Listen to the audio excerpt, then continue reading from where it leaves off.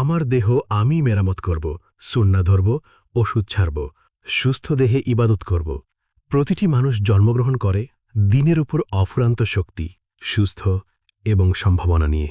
কিন্তু মা-বাবা, পরিবার, পরিবেশ, প্রচলিত চিকিৎসা ব্যবস্থা ও ভ্রান্ত বিশ্বাসের শৃঙ্খলে ক্রমান্বয়ে বন্দী হয়ে নিজেকে সে সঁপে দেয় অসুস্থতা নামক ভাগ্যের হাতে।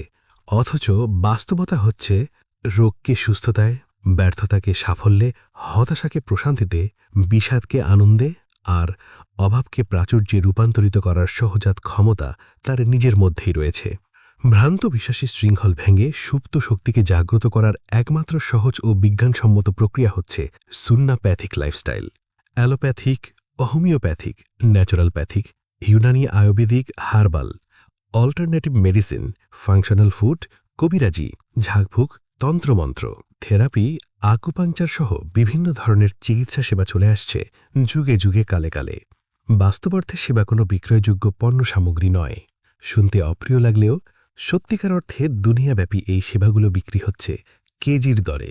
ইসলামের দৃষ্টিতে সেবা হচ্ছে মানব কল্যাণে কোনো ধরনের দুনিয়াবী স্বার্থ এবং শর্ত ছাড়াই স্বতঃস্ফূর্তভাবে নিবেদিত এক অঙ্গীকার। আমার দেহ আমি মেরামত করব, সুন্নাহ ধরব, ওষুধ ছাড়ব, সুস্থ দেহে ইবাদত করব।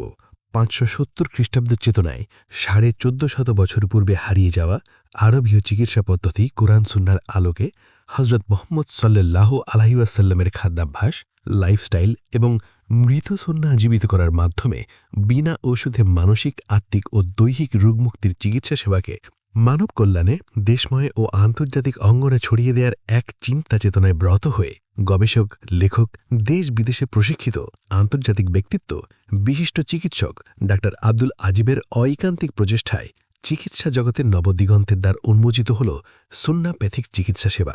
সুন্নাহভিত্তিক লাইফস্টাইল ও জনসচেতনতা বৃদ্ধির মাধ্যমে স্বাস্থ্য সুবিধাকে মানুষের প্রত্যাশা ও প্রাপ্তির দোরগোড়ায় নেমে যাওয়াই সুন্নাপ্যাথিকের লক্ষ্য ও উদ্দেশ্য।